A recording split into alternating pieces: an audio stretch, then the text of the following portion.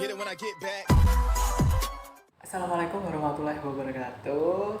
Salam sejahtera bagi kita semua. Halo Sobat Pras semuanya dimanapun kalian berada. Apa kabar? Semoga selalu sehat dan selalu semangat. Nah, di video kali ini berjumpa lagi dengan aku, Ahmad Prasetyo, mahasiswa psikologi Universitas Proklamasi 45 Yogyakarta, yang akan mengajak Sobat Pras semuanya untuk belajar bersama mengenai prinsip holistik yang dicetuskan oleh tokoh Abraham Maslow.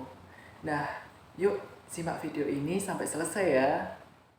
Nah, Sobat Pras semuanya, kita akan belajar bersama tentang psikologi, yaitu lebih fokus kepada prinsip holistik yang dicetuskan oleh tokoh Abraham Maslow. Jadi, Sobat Pras semuanya, oleh karena eksistensialisme menekankan pada anggapan bahwa manusia memiliki kebebasan dan bertanggung jawab bagi tindakan-tindakannya, maka pandangan-pandangan eksistensialisme menarik bagi para ahli psikologi humanistik dan selanjutnya dijadikan landasan teori psikologi humanistik. Adapun pokok-pokok teori psikologi humanistik yang dikembangkan oleh Maslow adalah sebagai berikut. Jadi, Sobat Pras semuanya, mengenai prinsip holistik, menurut Maslow, holisme menegaskan bahwa organisme selalu bertingkah laku sebagai kesatuan yang utuh, bukan sebagai rangkaian bagian atau komponen yang berbeda. Jiwa dan tubuh bukan dua unsur yang terpisah, tetapi bagian dari suatu kesatuan. Dan apa yang terjadi pada bagian yang satu akan mempengaruhi bagian yang lain. Pandangan holistik dalam kepribadian yang terpenting adalah: pertama, kepribadian normal ditandai dengan unitas, integrasi, konsistensi, dan koherensi. Organisasi adalah keadaan normal dan disorganisasi adalah keadaan patologis atau sakit. Yang kedua, organisme dapat dianalisis dengan membedakan tiap bagiannya, tetapi tidak ada bagian yang dapat dipelajari dalam isolasi. Yang ketiga, organisme memiliki suatu dorongan yang berkuasa, yaitu aktualisasi diri. Lalu selanjutnya, pengaruh lingkungan eksternal pada perkembangan normal bersifat minimal. Potensi organisme jika bisa terkuak di lingkungan yang tepat akan menghasilkan kepribadian yang sehat dan integral. Lalu yang terakhir adalah penelitian yang komprehensif terhadap satu orang lebih berguna daripada penelitian ekstensif terhadap banyak orang mengenai fungsi psikologis yang diisolasi. Ya, Sobat Pras semuanya, perlu kita ketahui bahwa individu adalah penentu bagi tingkah laku dan pengalamannya sendiri. Manusia adalah agen yang sadar, bebas memilih atau menentukan setiap tindakannya. Dengan kata lain, manusia adalah makhluk yang bebas dan bertanggung jawab. Selanjutnya, manusia tidak pernah diam, tetapi selalu dalam proses untuk menjadi sesuatu yang lain dari sebelumnya atau becoming. Namun demikian, perubahan tersebut membutuhkan persyaratan, yaitu adanya lingkungan yang bersifat mendukung. Individu sebagai keseluruhan yang integral, khas, dan terorganisasi. Maksudnya adalah bahwa di sini ditekankan dalam teori Maslow, prinsip holistiknya itu bahwa motivasi mempengaruhi individu secara keseluruhan dan bukan secara sebagian. Lalu selanjutnya adalah manusia pada dasarnya memiliki pembawaan yang baik atau tepatnya netral. Kekuatan jahat atau merusak pada diri manusia merupakan hasil atau pengaruh dari lingkungan yang buruk dan bukan merupakan bawaan. Lalu, manusia memiliki potensi kreatif yang mengarahkan manusia kepada pengekspresian dirinya menjadi orang yang memiliki kemampuan atau keistimewaan dalam bidang tertentu. Lalu, self-fulfillment merupakan tema utama dalam hidup manusia. Perlu kita ketahui bersama, apa sih itu self-fulfillment?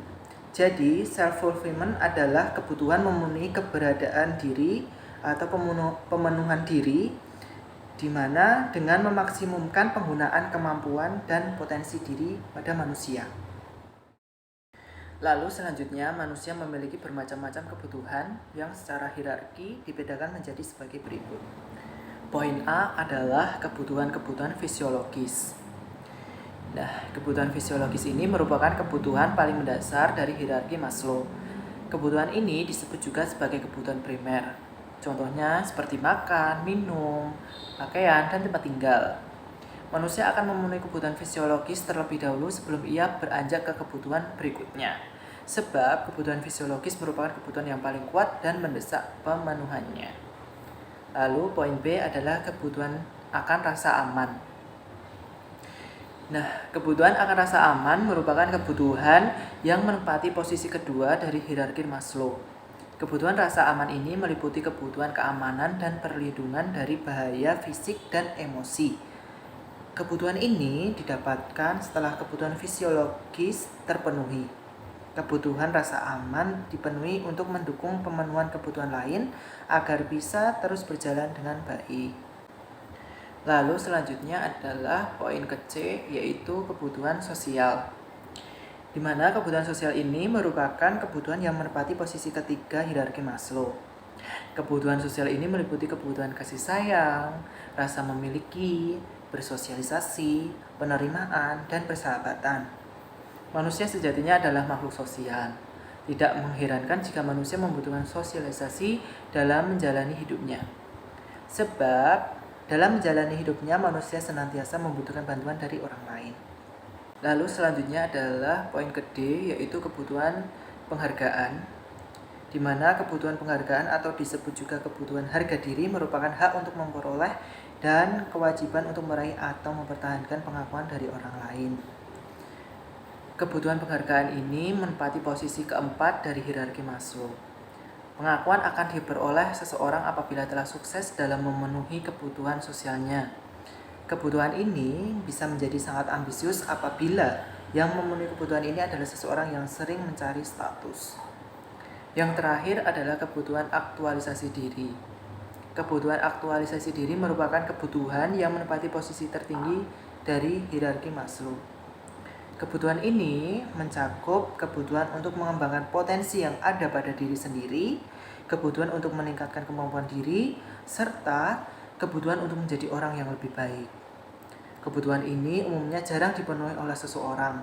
Sebagian besar orang-orang hanya fokus pada kebutuhan fisik, rasa aman, sosial, dan harga diri. Kebutuhan ini biasanya hanya dipenuhi oleh orang-orang yang ingin menaklukkan kemampuan dirinya dan yang berani menerima tantangan dari luar. Tujuan utama pemenuhan adalah untuk memperoleh kepuasan batin dan meningkatkan kepercayaan diri. Baik Sobat Beras semuanya, itu tadi adalah penjelasan singkat mengenai prinsip holistik yang dicetuskan oleh Abraham Maslow. Demikian video ini saya buat, semoga bisa bermanfaat bagi kita semua. Kurang lebihnya Pras mohon maaf. Sampai jumpa di video selanjutnya. Wassalamualaikum warahmatullahi wabarakatuh.